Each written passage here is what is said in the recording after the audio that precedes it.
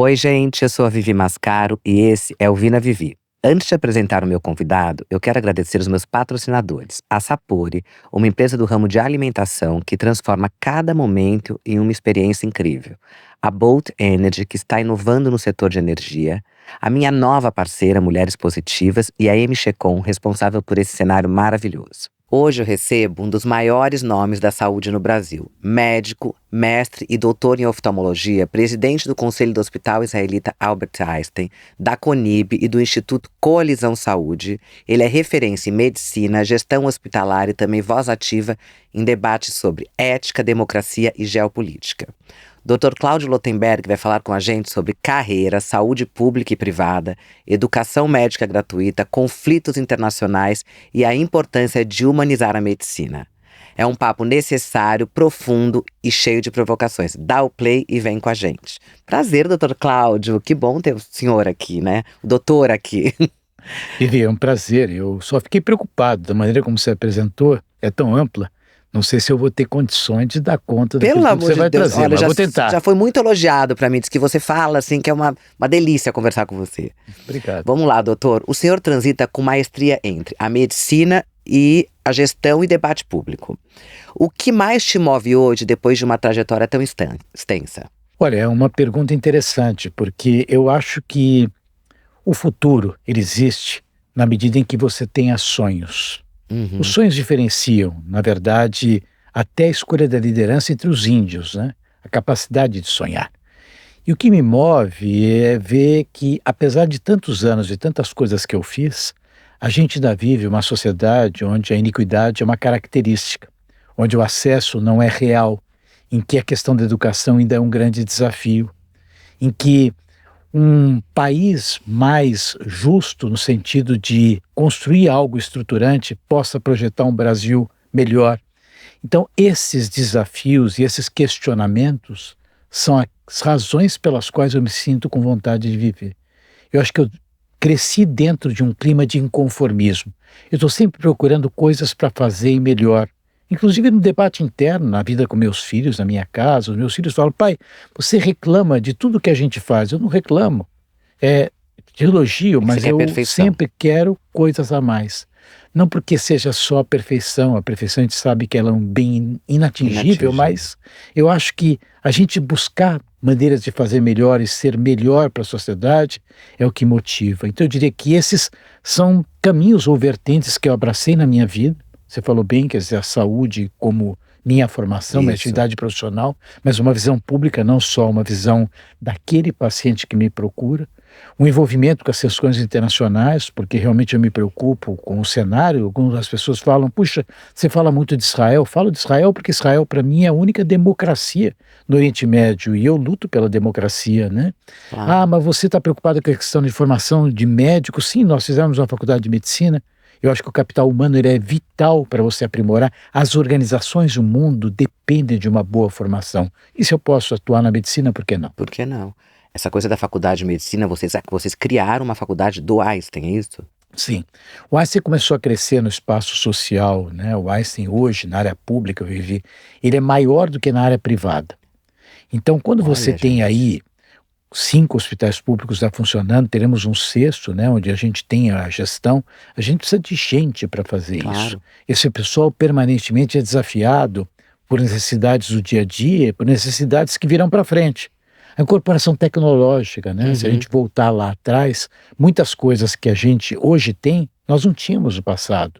Como é que as pessoas, como é que os prestadores de serviços, eles incorporam esse novo conhecimento? Então você tem que criar plataformas na formação de capital humano, e a Faculdade de Medicina é uma delas, e por isso nós fizemos também uma Faculdade de Medicina. No começo a gente imaginava que os nossos cursos seriam destinados a profissionais do Brasil. Eles são, a verdade, mas muito acaba sendo absorvido nos desafios que nós mesmos assumimos. Que maravilhoso isso. É super assim, como faz para a pessoa entrar? Tem os testes e... Não, a faculdade depende do curso. Faculdades são os vestibulares normais. Entendi, a mesma coisa, normal. Existem cursos de formação técnica, cursos de pós-graduação. Hoje o Einstein entra também na na preparação de médicos para programas de residência. Que Nós maravilhoso, temos residência gente. médica, é um processo seletivo como existe em Como outras existe em qualquer... organizações, quer dizer, não tem uma indicação. Às vezes alguém me liga e fala, puxa, É Cláudia, isso que eu ia te perguntar, não, você deve eu ter... não tenho, o tempo todo, faz parte, né? Acho que é natural, as pessoas querem para si, para os seus semelhantes, Claro, boa formação, então a gente escuta sempre, mas o processo é seletivo, igual, ele é gente. institucional e não há como interferir nisso. Entendi. O senhor já foi secretário de saúde de São Paulo. Como que você avalia essa relação entre o SUS e a saúde privada hoje? Olha, a tua pergunta é interessante, porque quando eu assumi, eu me lembro era o governo Serra, um dos desafios era justamente sensibilizar uma quebra de um paradigma, porque Uhum. achava-se que o SUS tinha que ser atendido dentro da mecânica de atendimento direto, com contratualizações diretas, funcionários, quer dizer, imagina o gigantismo que você precisaria para atender toda uma população. E uma das coisas que a gente fez em São Paulo, os primeiros 2 hospitais na cidade de São Paulo, que foram administrados por organizações sociais, os contratos aconteceram quando eu fui secretário da Saúde. E era muito difícil, porque a resistência era muito grande. Hoje, o Estado da Nação, que é onde a presença das organizações sociais é mais marcante, é a Bahia. E se a gente fizer um resgate, o PT comanda a Bahia e governa, eu acho que é coisa de 16 anos, né? Muito. Passaram 3 governadores praticamente por lá. São mais de 20 anos. Então, até os setores mais reativos da minha época, hoje percebem que é importante essa conciliação entre o público e o privado. O cidadão que está na frente, ele quer ser atendido. Ele está preocupado quem vai atender e como é que vai resolver. Se é público, se é privado, não importa para ele. É um ser humano. Então a gente não tem que, no fundo, tratar isso em termos de ideologias, né? A gente sabe que a ideologia da esquerda, muitas vezes, ela é focada no Estado grande. O Estado não tem que ser grande, não tem que ser pequeno, o Estado tem que ser do tamanho que tem que ser. E na saúde, quando você engessa muito, você cria mecânicas muito pesadas dentro de uma contratualização no qual o Estado presta o atendimento direto, a lentidão, ela é uma consequência natural. E o tempo é um fator muito importante quando a gente fala sobre qualidade em saúde. Exato. Agora, qual o papel da educação continuada para médicos num mundo em que tudo muda tão rápido? Olha, eu me lembro quando me formei, a gente dizia que o conhecimento médico dobrava a cada 10 anos. Hoje isso não é realidade. Eu acho que o conhecimento médico deve dobrar a cada ano. Então, como é que a gente faz para incorporar esse novo conhecimento? Eu, como médico oftalmologista, Vivi, eu quando me formei, o médico oftalmologista era alguém que ele se dedicava a fazer troca de óculos. Hoje Só. os pacientes me procuram para se livrar de óculos. Exato. Então, A cirurgia de delas, catarata, viu? a cirurgia de catarata é uma cirurgia faco-refrativa, quer dizer, a pessoa quer operar a catarata, mas não quer ter que usar óculos. Você, na realidade, quando opera, deixa de usar óculos, você começa a observar as bolsas nos teus olhos. Você passa dos 70 anos, tem doenças que não tinha no passado, mas o etarismo está trazendo isso. Como é que um médico oftalmologista pode se educar permanentemente com as novas tecnologias que surgem, com as possibilidades de trazer melhor qualidade no atendimento? Então, educação continuada, ela é parte do curso da vida de qualquer profissional. E na saúde ainda mais, porque a tecnologia tem impacto direto nas perspectivas, nas chances e, sobretudo, na qualidade de vida. A gente não pode falar num envelhecimento que não venha com qualidade. Exato. A gente não pode falar numa vida mais longa sem falar de coisas que podem transformar essa vida mais longa em algo melhor. As mulheres vivem mais, mas elas querem ter mais atividade sexual. Com certeza. Os homens querem viver mais, também querem dormir mais, querem ter uma qualidade de sono melhor, mesmo porque isso tem uma repercussão, inclusive em doenças como Alzheimer, demência.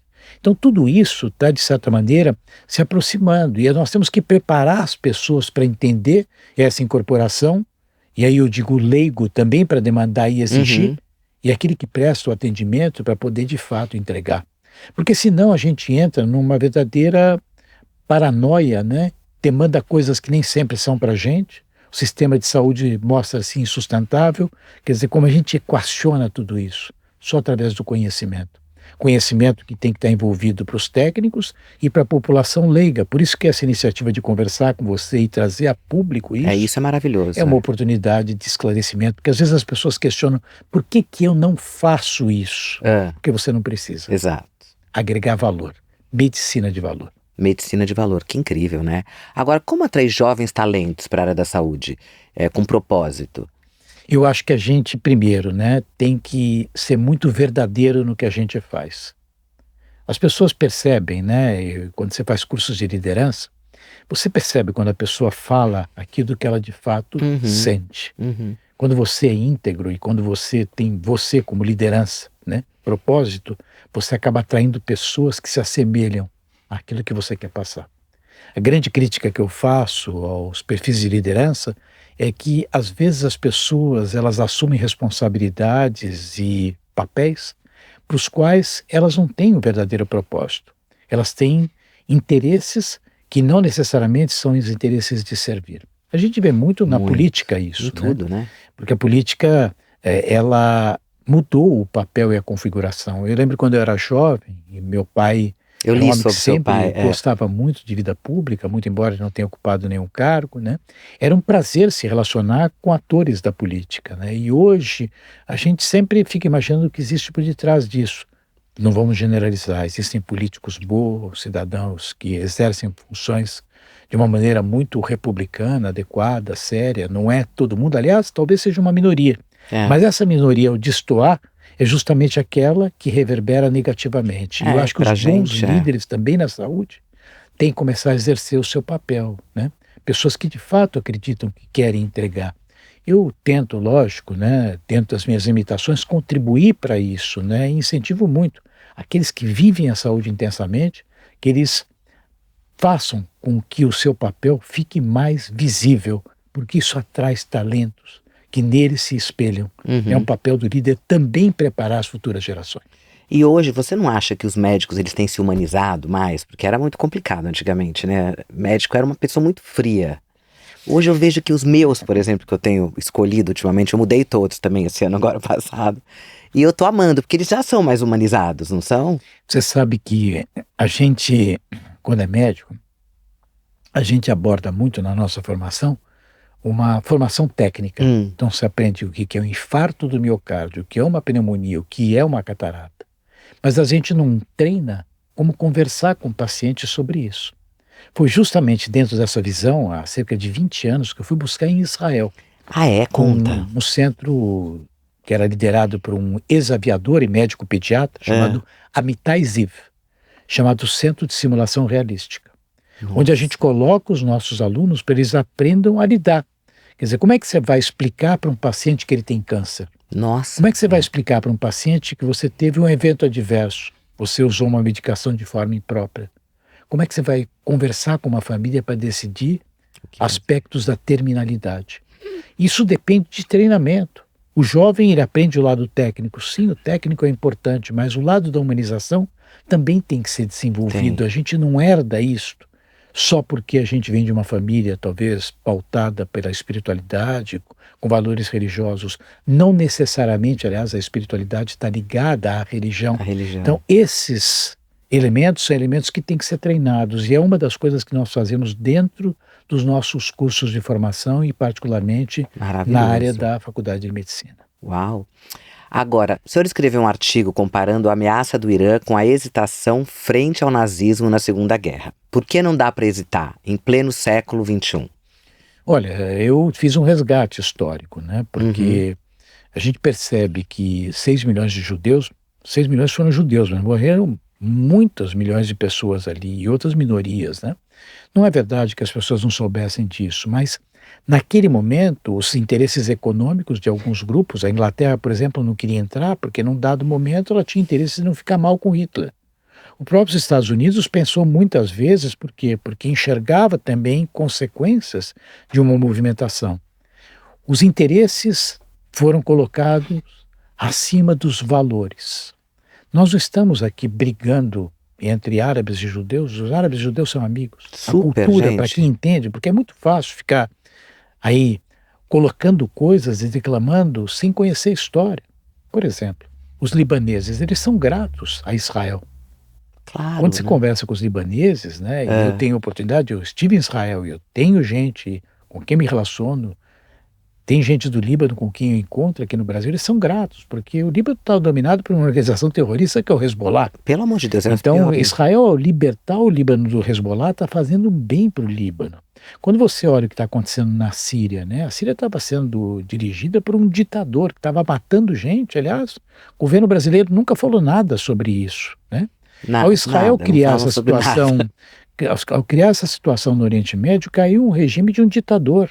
E hoje, o presidente da Síria, que é um sunita, de uma linha muçulmana mais tolerante, né, ele tem um papel de relacionamento com Israel e permitiu, inclusive, que Israel utilizasse o seu espaço para se defender dos mísseis iranianos. Então, o que a gente vê, né? São dois modelos de sociedade. O Irã é uma sociedade totalitária, né, uma sociedade absolutista, teocrática, no sentido de não permitir que outras religiões também estejam presentes.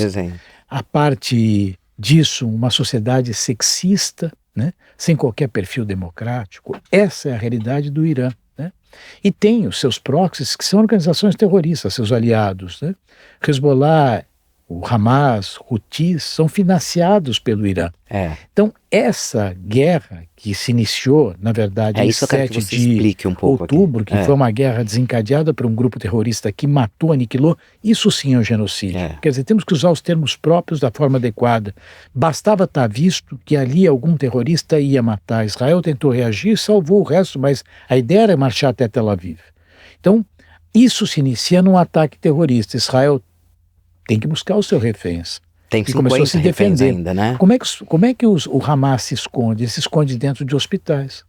O Hamas se esconde dentro de escolas, se esconde atrás de civis. Então, quando isso acontece, qual é a resposta? Lógico, morrem civis. Choca o mundo. Aliás, qualquer vida humana que a gente perca, em qualquer lugar, pelo amor de Deus, a gente não quer ver isso de forma alguma. Então, o que acontece? São dois mundos, né? Eu sou do mundo da democracia, eu sou do mundo que defende o diálogo, a liderança, o respeito mútuo, né? Respeito ao direito das mulheres. Ficou até ridículo. Nós tivemos agora a passeata LGBTQ+, em São Paulo, domingo, gente lá contra Israel e defendendo o Irã. Quer dizer, imagina uma pessoa que tenha, meu Deus, um homossexual querendo sair no Irã. Imagina, morto. É impossível, eles matam. Isso que eu falo, uma mulher tirar elas estão sofrendo, gente, as Pois mulheres. Então, quer dizer, eu não sei como é que as pessoas não conseguem enxergar. Quer dizer, o mundo está contra o modelo do Irã. Exato. Isso eu não estou dizendo que Israel não tenha críticas, que não tenha coisas que tenham que ser debatidas em Israel, mas imaginar que esses mundos são mundos iguais, comparar perfis de líderes, sabe, que têm um perfil totalmente diferente. Então, o que eu tenho feito, né, tentar mostrar essa realidade, para que as pessoas entendam que Israel está defendendo todos nós. Aquilo que acontecerá depois, a criação de um Estado palestino, é algo que tem que acontecer. O mundo vai se juntar para criar um Estado palestino, inclusive com a participação de Israel. Exato, de nós, judeus do mundo todo. Agora, um Estado palestino que possa, de fato, viver sem o Hamas e que garanta ao Israel o direito da sua existência de forma segura, que não é o que o Irã quer. O Ayatollah Khamenei fala sistematicamente, ele quer varrer Israel do mapa e acabar com todos os judeus. Quer dizer, os brasileiros têm que se dignar, eu sou um judeu, deviam pensar em mim, deviam pensar em nós enquanto comunidade judaica que ajudou esse país. Quando os Estados Unidos faz isso, ele está defendendo uma sociedade democrática que está preocupado com seus cidadãos. Exato. São 6 milhões de judeus. Então, essa falta de entendimento, essa miopia, a maneira como alguns se manifestam, a diplomacia brasileira. Quer dizer, eu vejo um ministro que já está cuidando de reforma agrária e que está se manifestando sobre Israel. Aliás, sobre o Sudão ninguém fala. Sobre as guerras na África, sobre a invasão da Rússia na Ucrânia. A Rússia invade a Ucrânia e o Brasil se posiciona ao lado da Rússia. Quer dizer, eu acho que as coisas estão tão distorcidas, fruto do quê? De uma ideologia. Exato. A ideologia não pode ser mais importante que o pragmatismo. Não. Eu não quero discutir o que é melhor a esquerda ou a direita. Meu filho me perguntou outro dia, sabe? Pai, qual é a diferença entre a direita e a esquerda? Eu falei, filho, difícil falar, o muro de Berlim caiu, né? Mas tem gente que continua ainda com a referência do muro de Berlim, né? E o que é direita e o que é esquerda? São modelos econômicos diferentes? Tá bom. Quando é que o Estado tem que ser grande e quando é que o Estado tem pequeno? Eu acho que não tem uma resposta que ela é única, depende do contexto da sociedade. Concordo. Tem locais do mundo onde o Estado tem que ser grande em algumas áreas, porque se o Estado não fizer, ninguém vai fazer. Eu sou um homem liberal, eu acredito muito na iniciativa privada, mas reconheço que há momentos em que essa cultura talvez não resolva problemas de determinados contextos, de determinadas sociedades. Então, essa leitura que muitas vezes é feita dentro de conveniência ideológica de algumas pessoas, isso você perguntar, voltando à tua primeira pergunta, deixar claro para cada um que me escuta isso, deixar isso transparente, de maneira pura, verdadeira, honesta, isso me move, isso me faz viver, isso me faz sonhar e querer continuar participando da saúde, do mundo público, do mundo privado, do mundo de uma sociedade no Brasil mais justo, porque é isso que eu acredito. Nossa. Agora, qual que é o papel da CONIB hoje em um mundo polarizado e muitas vezes intolerante, né? A CONIB, ela representa a comunidade judaica no âmbito político, ela tem um papel de interlocução. Os seus pilares principais quais são, né? Primeiro, lutar contra o antissemitismo. Veja, um sentimento, meu pai veio para cá com 6 meses de idade, minha mãe nasceu no Brasil, né? Eu vejo hoje que a gente viveu uma lua de mel entre a Segunda Grande Guerra Mundial e 7 de outubro de 2023. Porque, na realidade, o antissemitismo subiu e aumentou, né? O presidente da República não percebe que cada vez que ele solta alguma coisa, o antissemitismo aumenta. A gente tem isso monitorado, né? Imagina, no nosso país a gente vê aí um clima de intolerância, né? Porque hoje é judeus, amanhã serão gays, negros, pode ter certeza. É a mesma coisa. É só criar um precedente, e a gente não pode permitir. Então, a CONIB luta contra a questão do antissemitismo. Um outro pilar é a própria banalização do Holocausto, né? Porque você vê aí, né? Negação do Holocausto. As pessoas falam, né? Não, genocídio, usado de forma totalmente imprópria, errado, quer dizer, são ignorantes falando isso, tá? Não sabem o que estão falando, né? Então, esse é um outro papel da CONIB. E o terceiro é a deslegitimização do Estado de Israel, que muitos querem deslegitimizar, né? Primeiro que as pessoas esquecem, sabe, Vivi? Queremos criar um Estado palestino. Então, deixa eu repetir o que eu falo todas as vezes. Em 1948, quando foi criado o Estado de Israel, foi criado o Estado palestino. Foram 2 estados. Foram 2 estados. 2 estados. A região era palestina, mas criou-se um Estado judeu. E outro Estado que era o Estado palestino. Sucede que os países ao redor, talvez de comum acordo ou não, ou por antissemitismo, disseram, não vai criar Israel coisa nenhuma. Nós vamos destruir, mas Israel resistiu e lá ficou e criou isso que é uma referência para o mundo. Exato. E o Estado palestino que deveria ser cuidado não foi cuidado. Os palestinos ficaram dispersos. Todo mundo esquece. Quando fala da Cisjordânia, chama-se Cisjordânia por quê? Porque era ali Jordânia. Eles anexaram para eles.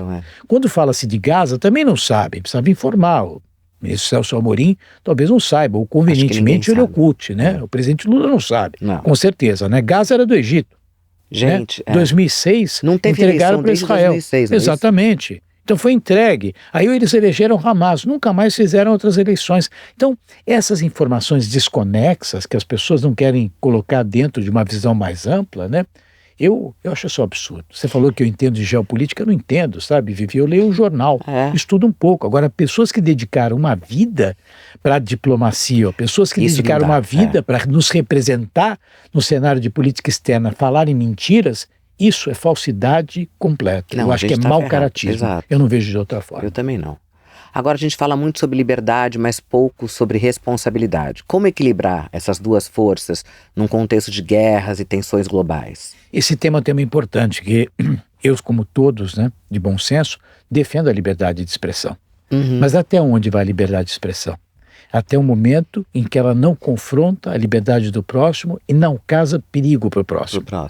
Então a gente tem o direito de falar tudo o que a gente fala, mas a gente tem que arcar com as consequências disso. Para isso, a gente tem que trabalhar dentro do primeiro contexto da educação, explicando para as pessoas, envolvendo, criando para elas mecânicas nas quais elas se autopoliciem e, no limite, agir de maneira legal. A gente tem que ter uma legislação muito clara que vai punir aquele que usar da sua liberdade de expressão para fazer o mal. Divulgando fake news, invadindo agressivamente o próximo, criando cenários de muito conflito. Então, educação e legislação. Agora vamos mudar de assunto. Você acabou de estrear o programa Check-up na Jovem Pan. Qual que é o objetivo dessa nova empreitada? Olha, quando você olha os assuntos que são importantes para a sociedade, economia é um deles, né? E segurança é outro. Total. E saúde e educação são outros temas, né? Então, eu acabei sendo convidado pela Jovem Pan e eu achei que é um espaço que tem que ser ocupado, né? Aliás, uma coisa que é importante, quando você não ocupa o espaço, outra pessoa Outra ocupa. pessoa ocupa, eu concordo. Então, eu acho o máximo ver as eu, pessoas. particularmente, acho que depois de ter colaborado em tantas coisas na minha vida, né? De ter participado, liderando um hospital que hoje tem um papel, e claro, presidente do conselho, mas não é mais o presidente da organização. Eu, estando na Conib, tendo o privilégio de poder ter lidado com muita coisa, a vida de um ex-secretário da saúde, conhecer políticas públicas de saúde, por que não trazer transparência de uma forma séria, consistente, que as pessoas entendam, né? Eu acho que a nossa Constituição, Vivi, ela fala que a saúde é um dever do Estado, um direito do cidadão. Uhum. E eu acho que aqui existe um equívoco de base. Por quê? Porque a saúde não é um dever do Estado, é um dever próprio, é nosso. Nós temos que cuidar da nossa saúde. A gente tem que conhecer aquilo que a gente está fazendo. Quando a gente se alimenta mal, a gente está fazendo mal para nós mesmos e para a sociedade. A obesidade que permeia uma sociedade, quer dizer, quem arca com esse custo? Todos nós. Quando a gente, de repente, não cuida da parte nossa muscular, saúde física, isso vai representar. Por quê? Porque essa pessoa vai ser um ônus lá na frente. Lá na frente. Uma pessoa que tem um AVC, ela é um custo para a sua família, ela é um custo para a sociedade. Então, esse autocuidado, esse entendimento de maneira consistente da saúde é algo importante. Então, ao invés de você, de repente, fazer da maneira como você quer, sabe, com uma tutoria, né, tendo uma curadoria. Um órgão com a divulgação, com o espaço que tem uma Jovem Pan, eu adoro, que se propõe a levar a questão da saúde de forma séria. Eu aceitei esse desafio e tem sido fascinante, tá? Eu vinha vindo para cá, estava até comentando, uma pessoa que me ajuda muito no meu trabalho, que o número de pessoas que têm assistido tem aumentado. Então, eu vi todos pelo YouTube. Será que é pelo perfil da pessoa que fala? Talvez seja, mas eu acho que é o tema per si e o conhecimento de que existe uma coisa de qualidade séria. A questão lá não é criar nenhum cenário, sabe, de promoção. Eu tenho convidado as pessoas por critérios técnicos. A Jovem Pan me ajuda na escolha dos temas, eu não escolho aleatoriamente. Entendi. A gente vê o que é o interesse da sociedade e eu espero estar prestando um serviço à sociedade. E, evidentemente, eu continuo sendo médico, eu não quero concorrer com os programas de televisão, né? Alguns amigos falam, você quer ir para apresentar o jornal? Eu falo, não quero fazer isso, não é isso, não. Mas eu quero continuar colaborando nas frentes que eu colaboro. Ai, que bom. Eu tô adorando, tá? Porque eu vi aquele do ortopedista, né? Depois eu vi que a gente vai ficando velho, e das dores muito, muito longas nas costas. Sim. Aí você começa a ouvir, você começa a querer até marcar consulta, né? Não, é interessante, você sabe que todo sábado, às 4h, 4h30, o programa corre. Teu telefone bomba. Acaba o programa, o pessoal começa a mandar mensagem. Eu tô te falando, eu já quero marcar esse cara. Eu tô gostando, quer dizer, você fala de temas importantes, né? Nós vamos falar em breve sobre demência, né? Então, isso é muito importante. Fala sobre Alzheimer, nós temos aí alguma coisa sobre endometriose, olha o papel da mulher, né? Exatamente. As mulheres estão entrando no campo profissional, estão, né? E logicamente elas estão postergando seus planos para serem mães, né? Utilização de anticoncepcional, isso leva a questões de endometriose. Como lidar com o climatério? É muito sério, né? É o que eu tô Quer passando. dizer, o climatério, então são coisas que a gente precisa trazer de uma forma consistente, séria, para as pessoas entenderem, né? Com certeza. E de repente estimular o autocuidado. Eu fiquei muito feliz com essa iniciativa, tem me deixado assim, e tá bastante muito bom, entusiasmado. Tá É bom, muito bom saber. bom. E a tua avaliação, ela é qualificada, né? Então, não, eu adoro, então eu vejo um dado muito, importante para mim. Agora, em tempos de inteligência artificial, a medicina cada vez mais técnica, como que você mantém o humano no centro do cuidado? Olha, deixa eu dizer uma coisa, é um mito de que o médico vai perder espaço por causa da inteligência artificial. Isso não é fato. O médico vai continuar tendo o seu papel, mas ele tem que usar o seu papel e o seu espaço para aquilo onde efetivamente precisa do médico. Para algo que possa ser automatizado, como qualquer coisa na atividade da indústria. Ou do comércio, ou de serviços. Isso é uma realidade, né? Às vezes eu sou mais velho, vou tentando comprar alguma coisa, imagina não saber usar um aplicativo, né? Eu dou para o meu filho, ele trabalha ali, no instantinho ele faz. Agora, você pega, sabendo que 60%, 70% dos exames de imagem são normais, e você consegue fazer uma leitura automatizada. Na hora de conciliar, inteligência artificial não é só isso, né? Você pega um determinado diagnóstico, um nódulo, Aí você tem um antecedente de tabagismo, vê a faixa etária, a região de onde a pessoa vem, pega o dado genético, precisão, pela medicina de precisão, algum hábito anterior, algum antecedente familiar, aquilo tudo para você juntar. O cérebro humano não consegue, os nossos próprios algoritmos não conseguem fazer na velocidade e na eficiência. Então, o que é inteligência artificial? Ela traz isso de uma maneira mais mastigada, mas ela não está tirando o profissional. Quem é que vai cuidar? Quem é que vai explicar? Exato. Quem é que vai orientar? Quem vai dar conforto? É o médico. O conforto, total. Então, os papéis mudam. Eu falei durante a nossa conversa agora, quer dizer, eu fui treinado no meu período de residência, em grande parte, não digo exclusivamente, para prescrever óculos. Hoje, os jovens que vêm serem treinados comigo, eles vêm para aprender a fazer cirurgia de miopia.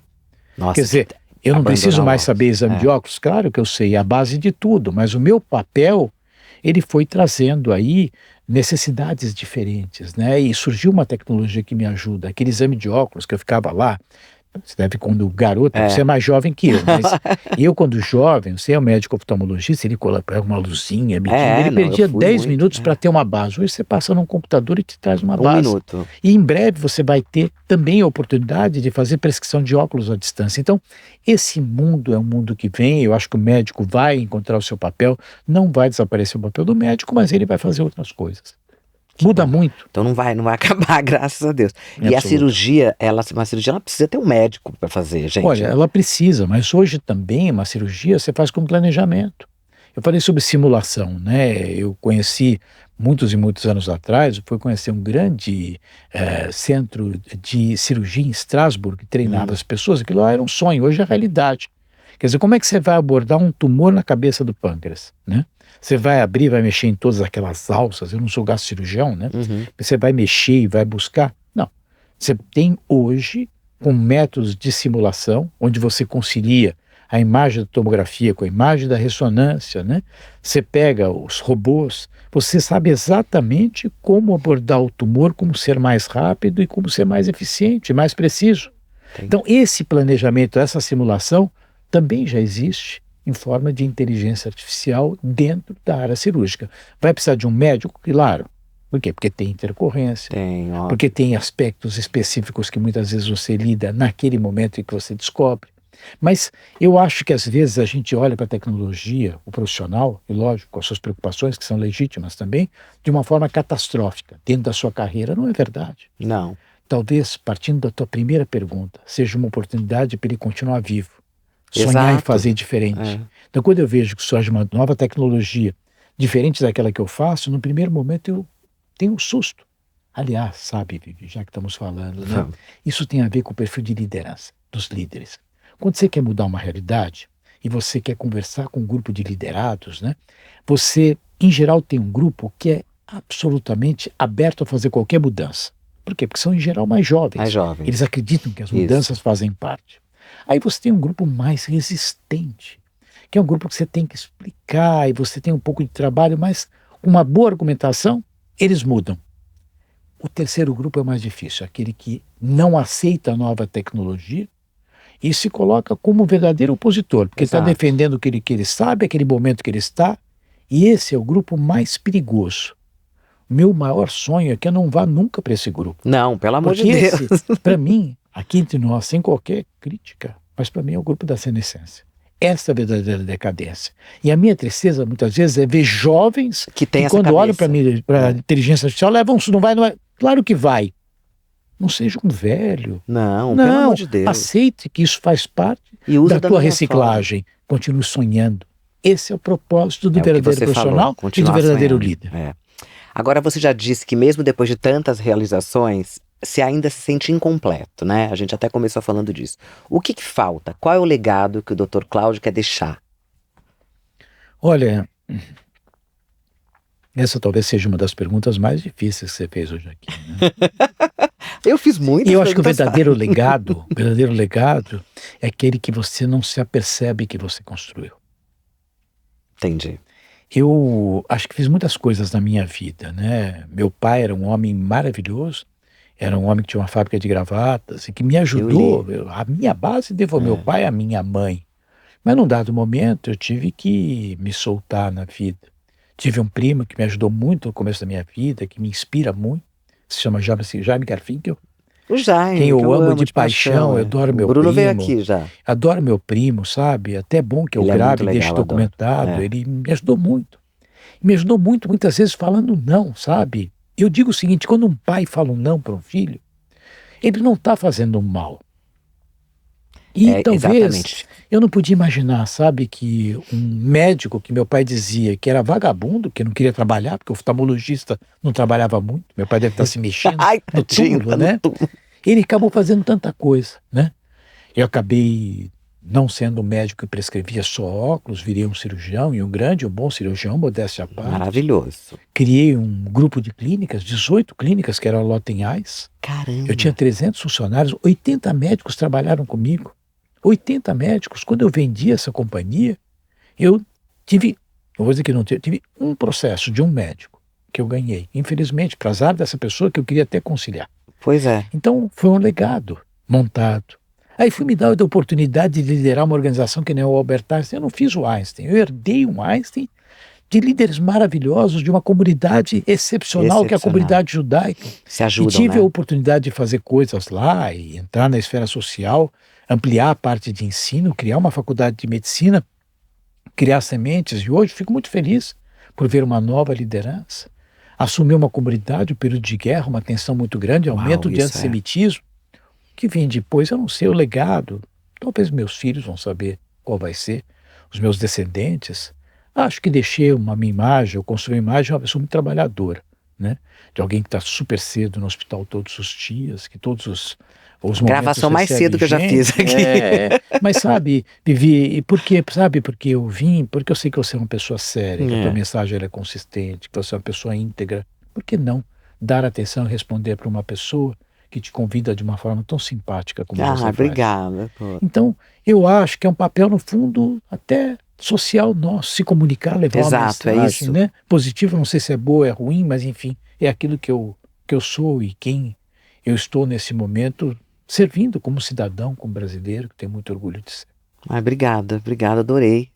Foi muito bom, foi muito maravilhoso você aqui e eu espero que você volte, tá? Eu te agradeço muito, desejo a você muita saúde, desejo ao grupo que você se dirige, né, aquilo que há de melhor, que a gente possa ter uma sociedade mais justa, um Brasil talvez mais pautado por valores, que as pessoas de fato olhem para a necessidade da nossa população, né, uma população muito carente em termos de segurança, de educação, de saúde, e num mundo muito injusto. Isso, Vivi, a gente não vai resolver aumentando o imposto. Não. Isso a gente não vai resolver, sabe, indo atrás dos ricos. Os ricos estão gerando riqueza, estão gerando oportunidade. E eu acho que o Brasil precisa, primeiro, se despolarizar. Exato, sabe? Isso é a primeira coisa. Isso vai acontecer o dia que a gente mudar o perfil das lideranças. O Brasil precisa fazer aquilo que ele mais sabe fazer, que é viver com paixão. Nós brasileiros sabemos disso, quer dizer, a característica do Brasil sempre foi, né, o clima amistoso, da camaradagem, né, o clima do samba, do bom relacionamento. Total. Né, e que a gente tenha pessoas de verdade, que tenham propostas de criar uma sociedade estruturada e não compensatória. A estruturação é o emprego, é a inclusão. A compensação é a bolsa.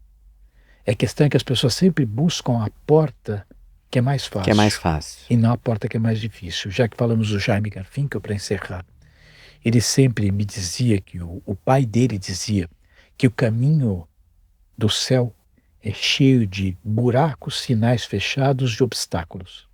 O caminho do inferno é o caminho dos atalhos.